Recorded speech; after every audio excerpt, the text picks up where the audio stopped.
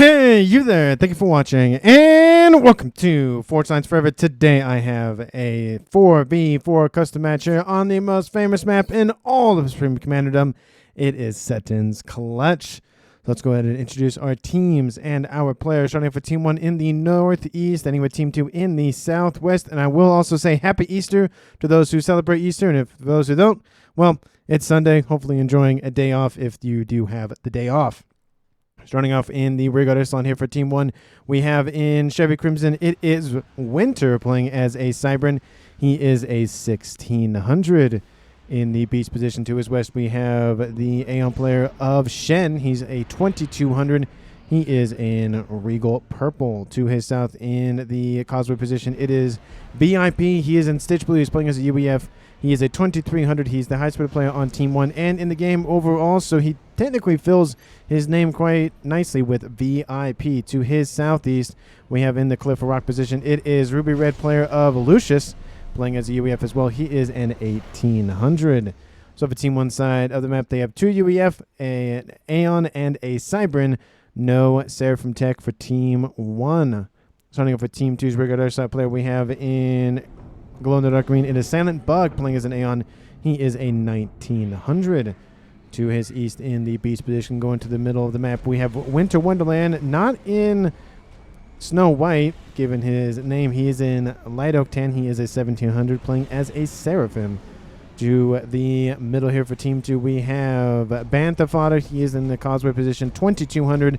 He is the highest rated player on Team 2, and he is also a Seraphim. To his west in the Cliff Rock position, we have in Emerald Green as Pants, playing as an Aeon. He is a 2000 rated player. So for Team 2 side of the map, they have two Aeons on the western side of the lineup, and on the eastern side are two Seraphim. No Cybran, no UEF Tech for Team 2, no Cybran Tech, and no Seraphim Tech for Team 1.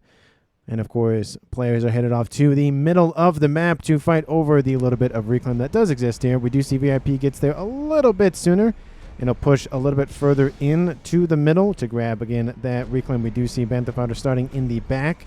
So technically, if everything goes probably the way VIP hopes, he will get a larger percent of that reclaim. Essentially, I'm kind of cutting out pretty much what he maybe hopes that he's going to get at least. Because everything behind him, hopefully he'll get guaranteed, and everything in front of him he'll maybe try to get before, of course, Bantha Fodder. So just based on that, he'll get a higher percentage of the reclaim.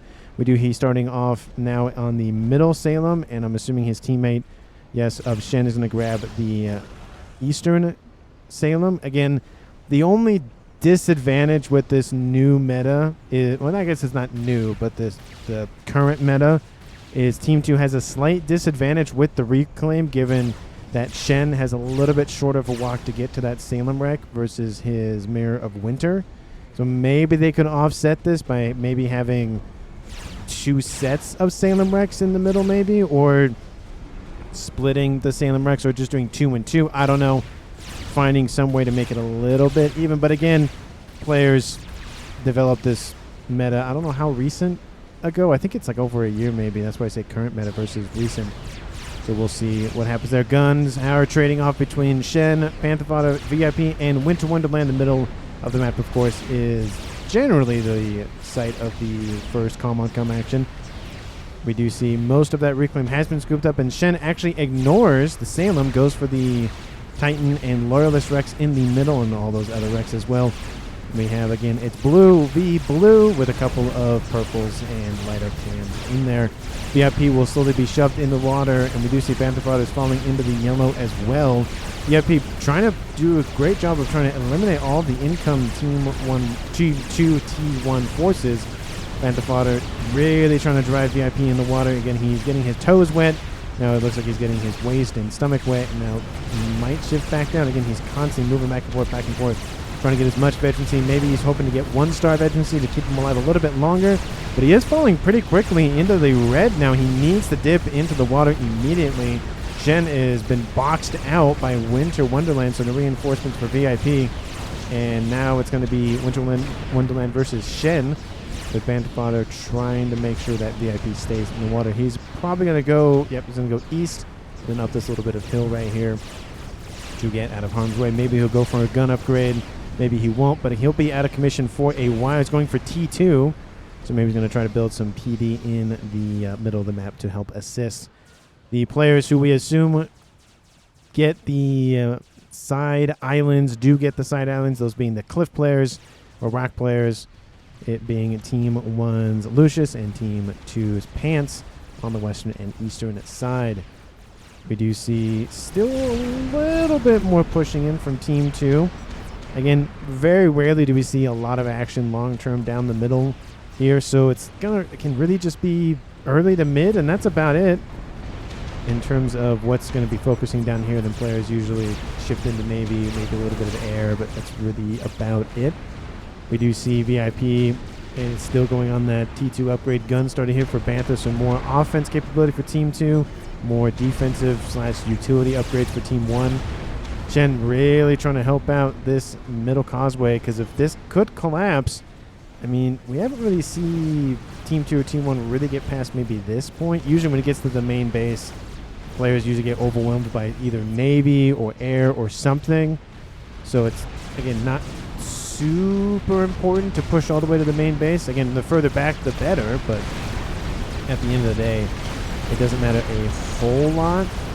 You do see a radar system started here for VIP, T1AA emplacement to help out with any sort of T1 bombers. T2 PD has been built, but gun is online for Bantha fodder, and that should eliminate that PD quite nicely. T1 PD is going to be switched to and then denied. And there are some veterancies here now for Winter, and Panther, sorry, not Panther, but Bantha is working on his first T1 veteran, sorry, 1-star veterancy. VIP again back up into the yellow because of the T2 engineering suite upgrade. Now back up, or back down, I should say, to now 2,000 hit points. Needs to back off. Again, he could easily get overwhelmed by the gun upgrade and the other comm of Winter Wonderland. Shen trying to, again, help out the best he can, but he's going to get overwhelmed here shortly. T2 PD is going to be focused down by Team 2. Once again, Shen trying to stand in front of it to help out. Overcharge will eliminate a lot of the hit points on that triad. Bantha fodder working his way up to 2nd-star veterancy. Same thing for Winter. And he's actually closer to getting to 2-star veterancy. And he has the shorter range gun. He doesn't have the upgrade. That's why he's shorter range. Another triad will be eliminated, and another triad will soon be eliminated right after that. So Team 1 really trying to keep the middle causeway alive.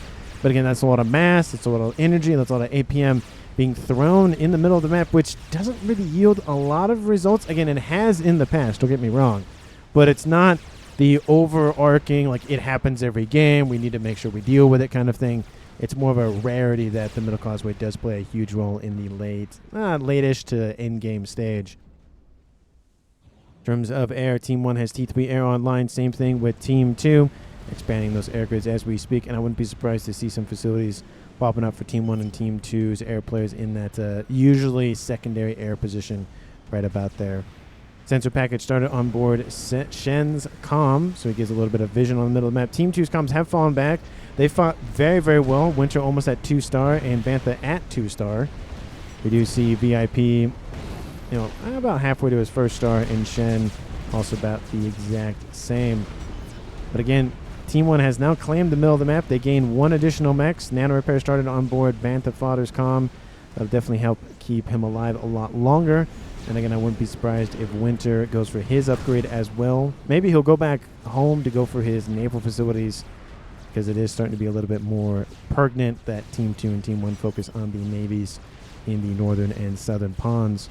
Lots of Team 1 spam online for both of the navies in the south and northern navy. I mean, there's a couple of subs, but that's really it for Team 2. Team 1 a little bit more frigates. I wouldn't be surprised if someone goes early T2 Navy. We do actually see T2 Navy done. Not even started, but done for Lucius. So going for the destroyers and, of course, the cruisers that the UEF have access to. Team 2's Seraphim player also has the cruiser missile tech on board. So it is an even game in that regard. And the destroyers for Team 2 Seraphim player can submerge. I mean, most of their weapon systems come offline because of that, but at least in terms of direct weapon systems for Team 1, they can't really do a whole lot, except with torpedoes, whether they come from the air or not. Fodder still pushing in. T2 PD falling offline once again. VIP trying to get as much as he can. Again, the more kills Bantha fodder gets, the more veterancy he gets. More veterancy he gets, more nano region he gets, or just region in general. So he's really just bulking up here. He's at 16,000 total hit points. He's almost up to 3-star veterancy. You see a couple of bombers inbound from Team 1 trying to drive fodder home. And it doesn't look like he really cares too much. We have T2 missile launchers inbound to help assist dealing with the PD. There are some TMD online for VIP. And we have Shen actually grabbing that mix on the front lines. Actually, he helps to get a little bit more mass into that Navy player's coffers, or at least themselves. We do see T2 air done here for Navy player of Pants. T2 air done. T2 air not done for Team 1's Shen. And T2 air is done for Winter. So pretty much every Naval player has T2 air. Very, very important. I always try to stress that as a point. You need your own torp bombers, even if that's the only thing you build with the T2 air facility. Having your own torp bombers playing as Navy, very, very, very important. Especially in a game where the air player really has to focus primarily on just ASF production, which we don't really see that many ASFs online for Team 2 or Team 1 at this point. I mean, they've had T3 Navy for a little bit now. I'm kind of surprised we don't see any, not necessarily facilities, but any ASFs online. We see a couple facilities, but nothing too much. Now we see a couple of ASFs, but maybe not as many as I would usually expect to see at about 14.5 minutes. They could be focusing on upgrades, which both teams are about the same eco situation, so that could actually just be the case. In that regard, T2 started for Bantha fodder here in the middle. Team 2 is being slowly pushed back here, but I don't know how much more focus Team 1 is going to put on this middle causeway. We have 2 players right here. It could easily be a double kill if Navy comes into the picture. Janus over the top here from Lucius just to help out a little bit. ASF's inbound from Winter, wherever those came from. They were probably hiding somewhere and I didn't notice them. And we do see T2 almost done here. We do see Winter has retreated back to his base. Shen is still here, which I am kind of surprised he is still here. And Janus over the top light up a decent chunk of those T2 mobile missile launchers. And will help alleviate a lot of the pressure here. Advanced Nano started for Bantha. Will give him a ton of hit points on board, especially with the regen on his comm as well. It definitely will keep him alive a lot longer. I don't know if you could solo this base, but you could definitely rip a lot of it apart. Again, Team 1 getting a little bit of vision on the middle of the map. They can see where Bantha is hold up. And Bantha's still working on that upgrade. It's going to be a minute before he's done with that. And it does look like he may or may not move. Again, the upgrade isn't that far along. He is going to lose out on some mass and energy, but at the end of the day, he'd rather not take unnecessary, or at least a lot of unnecessary damage. We do see a lot of Team 1 subs online for Team 2's Northern Naval player of Pants. T2 Navy is done for him. T2 Navy for his opponent of Shen is done. It is Aeon v Aeon, so no faction advantages, no different sets of units. It's just the same amount of unit, the same types of units, same mounts and whatnot for each of those players. Unless somebody dips some other tech into the Navy, it's going to be a similar situation there. In the south, however, Team 1 pushing against the T2 Naval headquarters here for Winter Wonderland. Lots of destroyers in the mix for Team 1, a couple of cruisers as well. And the destroyers for Team 2 trying to stave off this incoming threat. Unfortunately, it's just coming down to a numbers game. Team 2 just does not have as many, just anything online versus Team 1. We do see more engineers trying to help and assist. Team 1 torp launcher not really going to be helpful in that regard. T2 headquarters trying to be repaired as fast as possible. We are seeing now some Team 1 torp launchers now in range of some of those destroyers, but those destroyers don't really need to push that far in. And the destroyers for Team 2 just not really keeping this Navy alive. This could be an early lockout for Navy for Team 2. This would be a great amount of alleviation for Team 1's part, allowing them to be a little bit more hands-off in some things. We do see a nice little Janus inbound. Don't know where he's going, but he's flying around doing something. Looks like he's going to drop on that facility right here. Doesn't really need to. Could have actually struck at some of these mexes at some of these facilities on the shoreline. Team 2 does have a lot of hover tech units, being the Yenzine, the T3 Parashield, the Flak Cannon, and the Zooey as well. So they have a lot of tech to try to fight back in Navy without having Navy, but there's going to be a little bit of an uphill battle. Team 1 will lose at least total the lead in eco. But specifically, of course, Winter is going to be the one pretty much suffering the bulk of that damage. Bantha fodder pushes in with the advanced nano upgrade on board, falls into the yellow. Again, he's repping up 248 hit points a second region, just taking a lot of fire. Doesn't want to move, doesn't want to try to dodge, doesn't want to try to do any of it. And he will get pretty close to 4th star. Shield is going to collapse here shortly. And again, like I said, he's taken, what is that, 4 shots at a time from those triads. Shield is back online. I feel like at this point, you might as well just walk underneath the shielding. VIP doesn't have a weapon systems on board in terms of an advanced upgrade in terms of, you know, nano or gun or shield or anything else. So realistically, it would be an easy, not easy, but easier fight for Fodder to win. We have some destroyer fire in from the south, and we have some destroyer fire in from Team 2's comm of Pants. At least his destroyers are inbound to help assist and seize this position for VIP. Fodder drops into the red, and red for him is 10,000 hit points. Put that in perspective. VIP is at 14,000 hit points. That's almost his total hit point count that Bantha Fodder is dropped down into. So there is a discrepancy, not a discrepancy, but there's a huge advantage if you were to face VIP directly. Bantha Fodder has to be careful, drops back up, down into 7,000 hit point territory. Those triads are, again, probably going to kill him off here. 3,000 hit points, 2,500 hit points, 2,000 hit points. Oh, not looking too good. Destroyer inbound from VIP, it looks like. Bantha Fodder drops, actually, essentially says rise back up to 3k hit points. And this facility here for him will collapse. He needs to keep moving. 4,000 hit points and climbing. Team 1 bombers over the top to try to assist. Attacked by 3 people. I feel very special indeed. Yeah, technically he is being attacked by 3 people. Look at that. And Bantha Fodder, you know, again, he's essentially hovering around 3,500 hit points. The attack doesn't go well.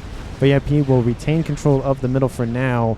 That amount of destroyers to the north definitely is going to be concerning for him. Probably should start hitting home at a bare minimum. Maybe even fall back to maybe this position if he really wants to stay somewhat close to the front lines. But there's no real reason to be that far forward, especially without having both navies relatively on lock. Now we see cruiser missile file inbound here for Bantha Fodder's mexes. He's losing a lot of income as well. Team 2 still barely keeping up with Team 1, 1.2k versus 1k, but the number is going to drop a little bit more as those T3 mexes come offline for Team 2. And the Fodder has now retreated back to home, repped up, back to 15,000 hit points. Really probably wanted to kick out VIP from that position. But it looks like the Navy to the north is slowly favoring Team 2. So, again, definitely want to be thinking about getting out of there. Going for T3 Engineering Suite on board will give him some Ravagers to at least fight back a little bit better in the Naval Department, or at least against the Naval Department. But again, I just don't see the huge innate value of pumping all of his, or a lot of his attention into that frontline facility. We do see to the north, he has a T3 Naval Headquarters online, going for some P-Gens, lots of E-storage, probably for some maybe overchargers, maybe for just keeping a lot of floating power around just in case something happens. Rash started here on board Pants's comm in the north. And T3 started here for Silent Bug. He has a RAS on board already. Getting a nice expanded air grid. As I always say, some of you will know what's coming. Where are the shields? I know it's SETON'S. I get it. You know, you don't really go for shields for the most part for most games without some warning of artillery or whatnot. But still, where's the shields? Where are the shields? Same thing here for Team 1's Winter. But at least he has a shield, and it's protecting of 2 valuable assets, being the headquarters and the SMD. So at least at a bare minimum, he has something protecting that stuff. I would love more shielding, but again, something is always better than nothing. Splash started here on board Fodder's comm. He's going to try to assassinate VIP, I think is what he's going to try to do. Which, if he can get close enough, he probably will. VIP is standing in the water. He does sit at T3 Engineering Suite on board, so it gives him 15,000 hit points in total instead of the original 12. And that will help him survive a couple of hits, but not really enough. Team 1 now essentially blockading all of the shoreline on the eastern side. Team 2 has dropped 1.1 to 1.4. Team 1 is winning the eco game for now, and all of the mexes have been eliminated over here. Now it's just the matter of eliminating all of the engineers still surviving here. Shields are online. Lots of Team D in the mix as well, which will be a little bit more annoying to deal with, but there are a couple of Valiant class just peppering those shields and helping to whittle down the remaining set of units there. Winter has fallen back at least a little bit due to the invasion of the missiles from Team 1. I don't see a whole lot of Yenzian or any hover tech online. We do see a couple of T2 artilleries being built. We'll see how long that lasts, unfortunately. It's just looks like more and more spam inbound in terms of cruiser tech. I don't see a whole lot of big things besides a summit being built, which is probably the better way to go long term. You could go Neptune. I love the Neptunes, my favorite naval unit in the game, but the range advantage that the summit has versus the Neptune, especially in this situation, you get more bang for your buck long term if you go for the summit instead of the Neptune. And Splash is almost done on board. Fodder's calm. We do see Pants going for ARAS now. And we do see he is slowly winning Navy. But we do see, again, the influence of Team 1's VIP is going to make an impression here shortly. Summit is coming online. Battleships online for Team 2 and Team 1. Looks like Team 2 has 4 currently versus Team 1's 3. And I wouldn't be surprised. Yep, he has another one producing a set of battleships as well. He's producing 2 at a time, roughly. Team 1's producing 3 at a time. 4 if you include the one from VIP. And I was wondering why my sound was so quiet due to the fact that my headset was turned down. So I was like, why does everything sound like it's very far away? And then I go, oh, that's right. I've independent headset control versus what's being recorded and whatnot. Anyways, lots of cruisers raining in onto this middle causeway position here for Bantha Fodder. He has the upgrade on board. He's going on a transport, it looks like. Do not tell me you're going to try to hot drop on top of VIP's location. There really is no AA in the area, so this could work. We'll see where he ends up going. He goes up northward. There's a lot of ASFs right here. There's a couple of Solaces as well.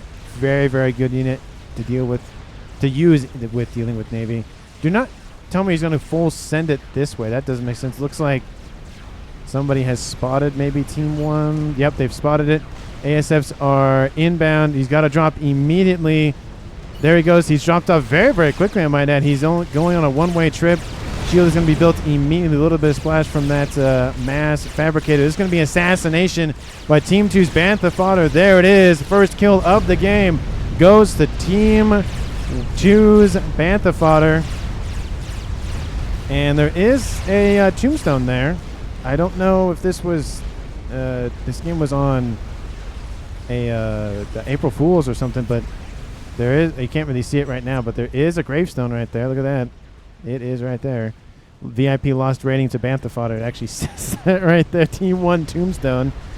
Interesting. Anyway, that's a nice little addition to the game here. Lots of ASF stacking up for a possible engagement. Team 1 drops to 4v3 in Team 2's favor at 28 minutes. And again, that was partly, driven by the fact that VIP just did not want to leave. And I felt like he should have left a lot sooner than this. A lot of players usually leave before that. Leave before that, not lose. Bantha Fodder is taking a lot of damage here. He's at 5-star vet, 250 hit points a second regen. Now we have some summit fire inbound. He needs to dip back underneath the surface of the water. He is going to die. He needs to keep dodging. 5,000 hit points, 3,000 hit points, 1,600 hit points. Ooh, he gets out of there, but a couple of torp bombers could easily kill him off. Still cruiser missile spam here, trying to deal with Fodder's base in the middle. Not really a lot of focus here for Winter Wonderland's base. I think they want to drive the point home of we're going to deal with the middle first and then go down south. That's probably what it is. Team 2's fleet now getting into the beach position here for Team 1 Shen. And I do think it's the beginning of the end for Navy for Team 1 in the north. And it's going to essentially mirror what we see in the south.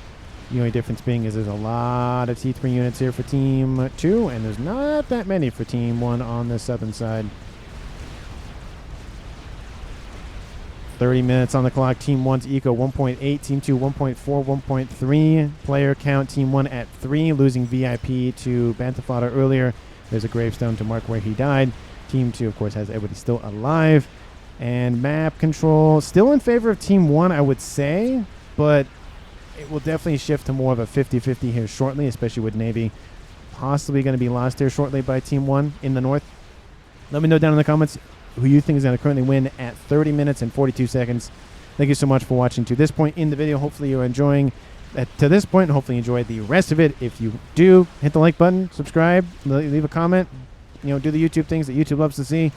If you haven't checked out yesterday's video, I've implemented a but little clips at the end of the video essentially showing all the deaths in the game. I don't know if I'll do it for every game, and I don't know if I'll do it only in case I miss a kill. I think it might be just I miss a kill, and then that's when or death, and then that's when I'll add the clip. I don't know if I'll do it during the video, or during the cast, or after the end. So we'll see. I'm kind of still thinking about it, but let me know down in the comments if that's something that you would want to see, is some sort of inclusion during the video of, oh, somebody died. Let's pause the recording or pause the replay, go watch the death for about 5-10 seconds, and then come back. Let me know. Down, sorry, say not down, but in the north here, team two's cannon fire didn't fly so good. This has to be an April Fool's thing. There's no way it's not. Team 1 eliminates Shen. It's now a 3v3. Let me know if that changes your prediction of who's going to win the game at this point. Oh, that was... I wonder why he flew in like that. I don't really understand flying in that way. Maybe he should have gone north and then east. That probably would have been better. Landing on the little, hillock up here and then moving eastward. But it does drop the game to a 3v3. Conga line of Team 1 Lobos inbound to this base. Lots of this base essentially is already gone, so it's not really that much of a resource for Team 2. But hey, it's something better than nothing. Air grades being expanded upon, of course, once again by both teams.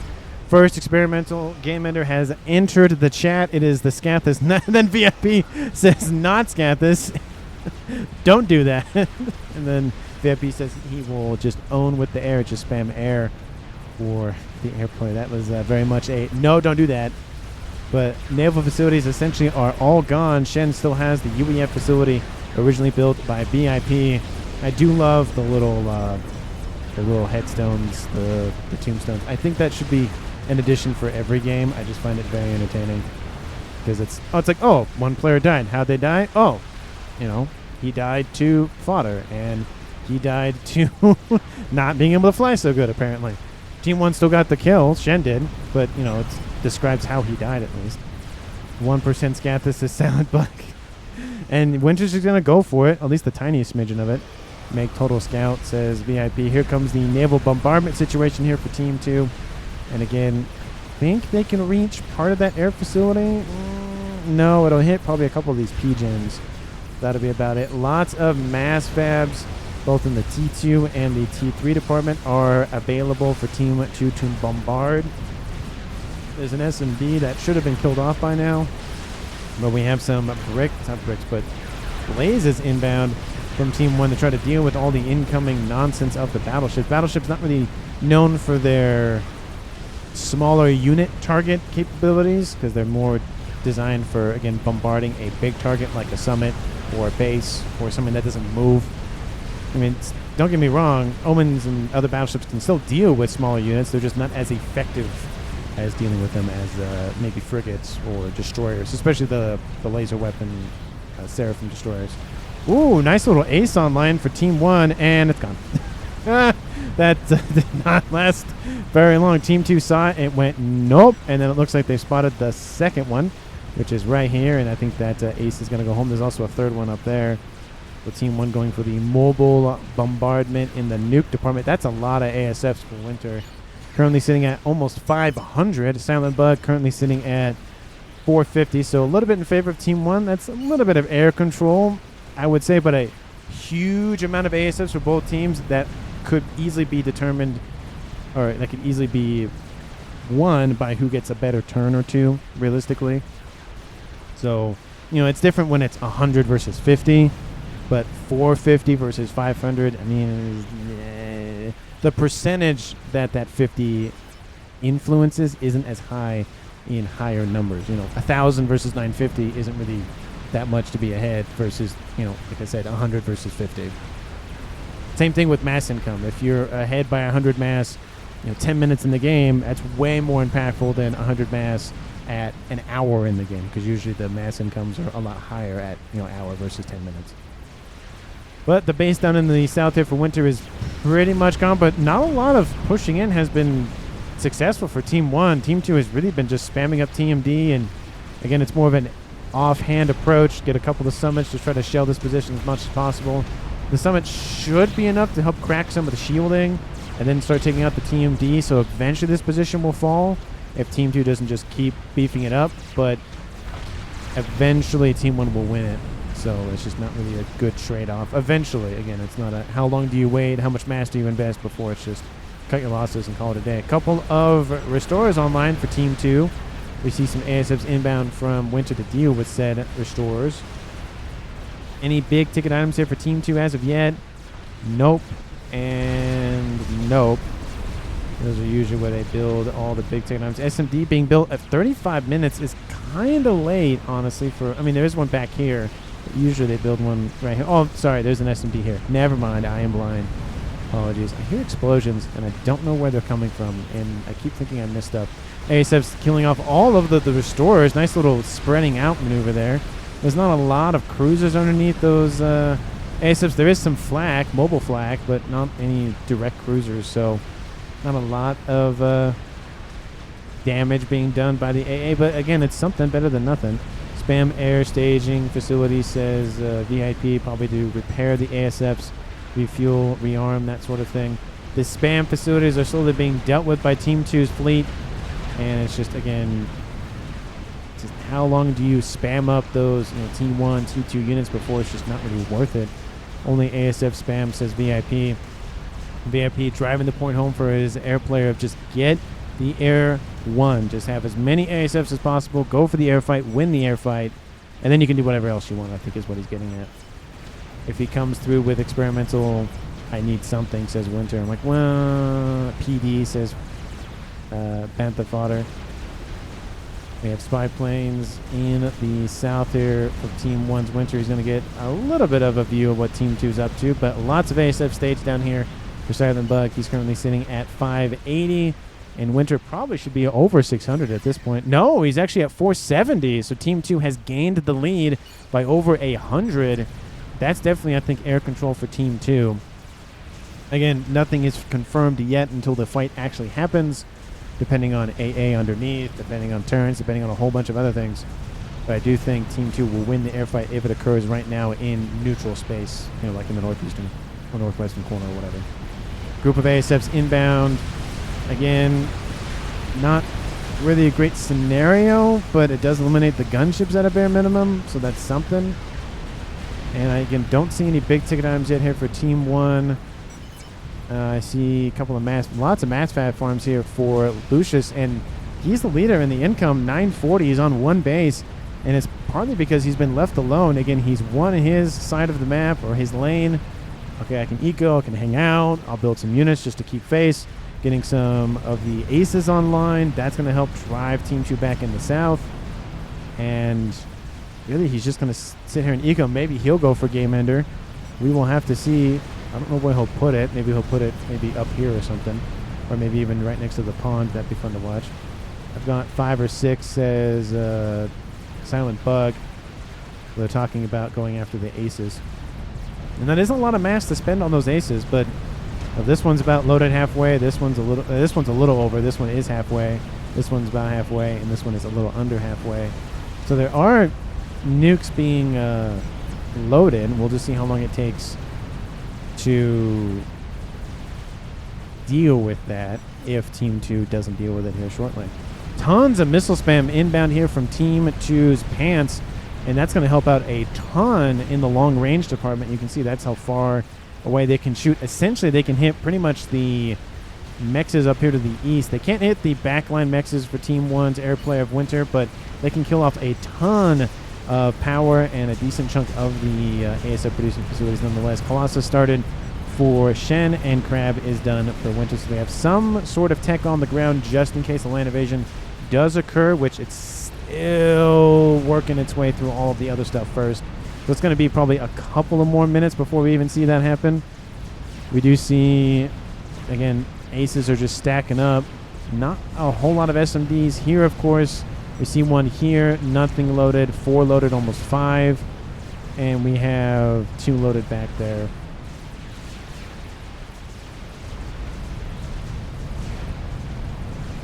We do see in the north, just it's still missile bombardment all day, every day.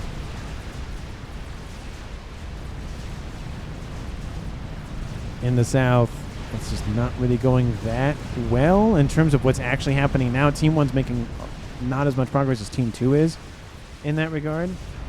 So we'll see really if this is worth the investment or not for Team 1 or Team 2. Again, that's not as much mass, but he could be, you know, building something at this point. Maybe 1,000 mass per second is a lot of mass to have at your fingertips. Is he overflowing mass? No, he is spending all of it pretty much.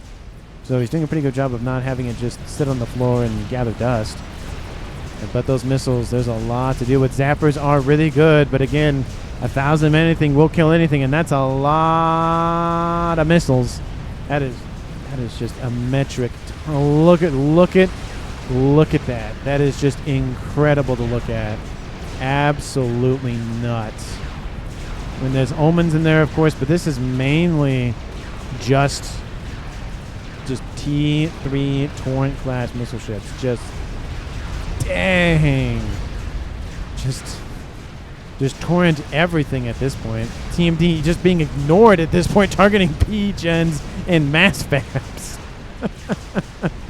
That is nuts. Look at that. The Zapper is working overtime. It is missile command to the max in this game for Team 1's Winter. And that P-gen's going to die. There's no ifs, ands, or buts about that. Just look at that triangle formation. Look at that. That's insane. That's just nuts. I don't know why they're not taking out TMD. Maybe they just think it's not worth it. Oh, there goes a line of TMD. Never mind. The P-gens blow up. That'll work. That'll eliminate a lot of annoying. How many missile ships? How many? 27. Right? Because why not? Had an ooh by accident. Ooh, well, I mean, he benefits a little bit.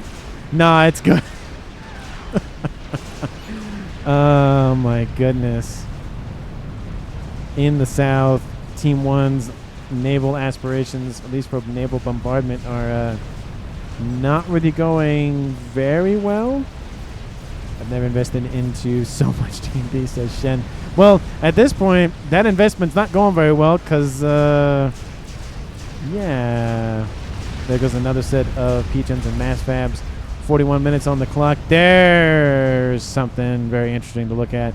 Mavor has been started. It's at, is that 12? Is that 20% almost? 15%. Nuke is outbound from Team 1. There is one of them. And it's going for, I would assume, the remainder of Winter's base, which, again, there's really not a whole lot remaining. Looks like a couple of the P-gens and air facilities were hit, but nothing too damaging. Nuke actually heads northward. And I wonder if that SMD is going to be within range if this edge nukes it or not. It will. Oh, just barely. When it clips, or not when it clips, when it just makes that slight little turn downward is when it caught it. Leave you our negative speed, says you. Or sorry, VIP. So it looks like somebody will leave, possibly for the sim speed. TMD trying to hold. It's just nuts. I am +1. Or sorry, +0. Says Bantha fodder. So he says it's not him. -0. Actually, tomato potato, right? It's the same thing, right? Maybe. Another nuke is outbound. It's going northward again, and the SMD is loaded, so that's not going to work. Another one is going to be outbound. Does it strike the same targets? I would assume, given, yeah, it looks like it's going to strike here.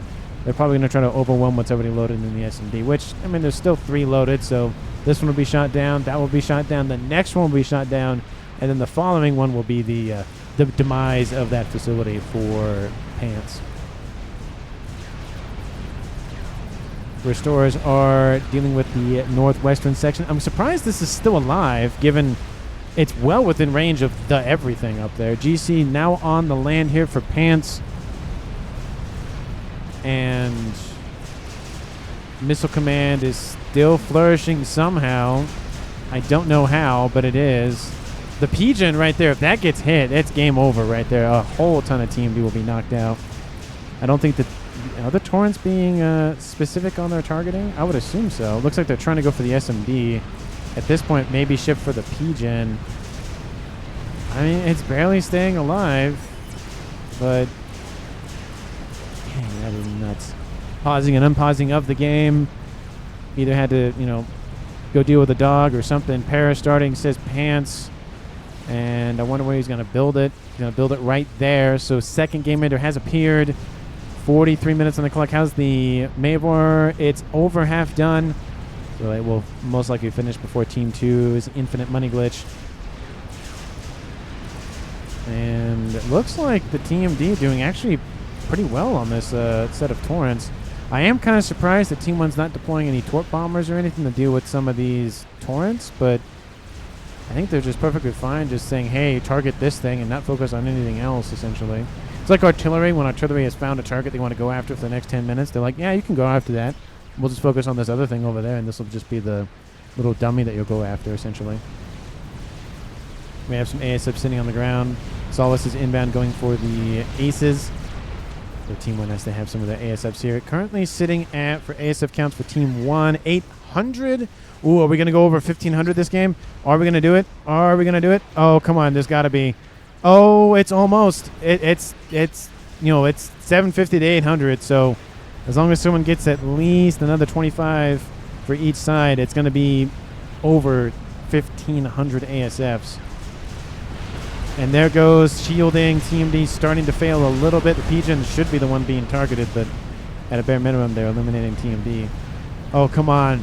Come on. Engage. Come on. We've been waiting 44 minutes for this. This is like one of the things that we love to watch in SETON'S games is just massive groups of ASFs duking it out. Solace is inbound, eliminating the aces, I would assume. There goes one. There goes two. There goes three. And there goes a bulwark as well. There's another bulwark. That's three nuke stubs gone and a couple of shielding as well. Solaces might be the cause of the incursion of the ASFs from Team 2 to fight the ones from Team 1. And now we have bombers to the north. I wonder where they're going to go. Looks like the ASFs are guarding them. Team 1 has no idea. And how's the... Oh, it's still in the red. We're going to ignore it for now. And until it gets up into like the mid yellows, then it's be a little more important. The Mavor is coming online here shortly. 6,500 out of 8,000 hit points. Team 2, do you know about it? Oh no, it's technically been spotted at one point. So once it's done, that circle, or in my case, a square, will appear. Bombers have been spotted. The airfight has to happen at this point. 45 minutes. Here it goes again. I think it was over. It was over 1,600 ASFs, and here comes that number just immediately dropping. Team, I think, 2 losing bombers faster than Team 1 is. Oh, look at it. Look at it. Just greens and the reds and the whatnot. But Team 1 is heavily... Oh, my. That is an air massacre for Team 2. Still has 486 ASF. So let's say he had 800. He lost half. And those bombers are not going to make it home. Just, no. That is a... We have air. We're going to have it for pretty much the entire game at this point. 46 minutes on the clock. Team 1 owns the air. And like I said, probably own it for the rest of the game. The Omen's now getting into it a little bit. Finally, we see some more direct weapon systems on board of those battleships, now inflicting some damage, at least on the shielding for the TMD hordes. We have Colossus inbound, and now we're going to have... Actually, that's Team 2's. Never mind. There's Team 1's right there. We have ASFs. Did they get a clear sight at what Team 2 is up to? No.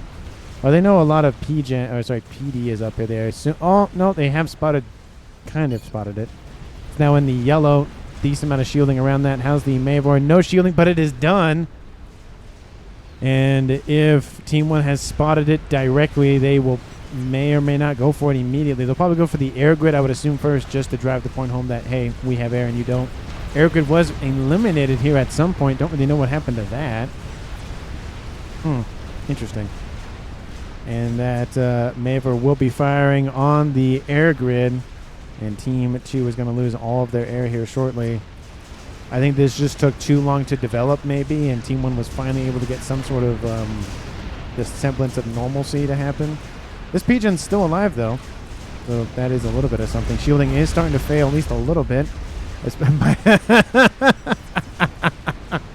I have spent 15 minutes microing this TMD defense and still losing it. Oof. I mean, I don't know about that. I wouldn't say losing it. I'd say it's again, kind of shifts in one direction or the other. It's slowly being pushed back, but again, all of this APM, all this time, all this effort for both players are being invested into this versus, going for other things. We do see the Paragon is, coming online, but I think Team 1 has, they've officially spotted the entire area.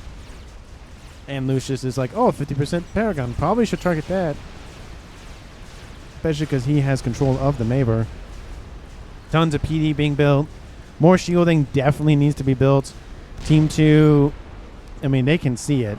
If you have the Caliber's experimental UI mod, then you can see it right there. And it's highlighted. And it has a specific symbol for it. So it's really nice to see from far away. It's easier to see from far away because normally you can't really see that. You kind of can, but you kind of can't. Anyway, Winter Wonderland is defeated by Lucius. Looks like it was by a nice little destroyer, it looks like. Wasn't much on... Oof. Oof. How many Sams, says Winter. How many Sams? Defend, please, says Pants. It's now a 3v2 in favor of Team 1. First time in the game for that. And there goes the air grid for Team 2. Silent Bug, 48 minutes on the clock. 49 minutes, excuse me. The again, missile command nonsense going to the north, just not really working. And that Paragon is close to being done. 4,000 out of 5,000 hit points. The Mavor, unfortunately, again, has the advantage for now. On Torrents says UGC on Torrents says okay, that would make sense. That's what I thought they were going to use. Silencer submarine with nuke capabilities online for Team 2. Again, still adding to the missile nonsense. So many yellow dots. So many yellow dots. Shots inbound, takes out the little bit of air grid here for Pants. And really trying to finish that Paragon. I don't know if it's going to be enough. It's not. There it goes. There goes the Paragon. Doesn't even get a chance to finish. Pants control Ks. He's like, no, I'm done. That's it. We're done. And it's now a 3v1 in favor of Team 1. What does it say on his tombstone? Come on, let me see. It says VIP or RIP Pants 0 to 30,000 010. I have no idea what that's in reference to. And we'll see what happens with Silent Bug. He's still alive. Will he be shot by the Maver? That could be it. He should... I think he survives one hit, I believe. Except the SMD. But there he goes. Never mind. He's going to control K anyways. 0 to 3,200. Is that seconds in the game? That could be seconds. No, because that's an even number. Oh, it could be just rounded off. Let's see... no, that would be... it could be ticks. No, I don't know. Anyway, whatever that means. Team 1 wins the game. 50 minutes on the clock, roughly. MVP for me. Kudos to technically both Shen and Winter for doing all of this TMD nonsense. It looks like maybe they finally broke through, at least in some degree. But, again, 50 minutes. Let's say it was at least 20 minutes of micro. We have a couple of gunships over here that kind of help eliminate some of these before they all control get everything else.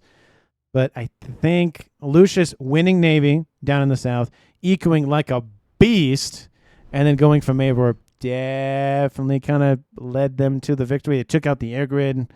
It helped really put a lot of pressure on Team 2 in terms of the southern. It essentially knocked out a decent chunk of Fodder's base, knocked out a decent chunk of Winter's base. So essentially, just cut off a lot of the legs of Team 2's Eastern players. And I think just because of that, I think he gets the MVP award. Again, let me know down in the comments if you agree or not. Thank you so much for watching to the very end of the video. If you haven't done so already, because why not at this point, hit the like button and subscribe to the channel. And I will see all of you in the next one.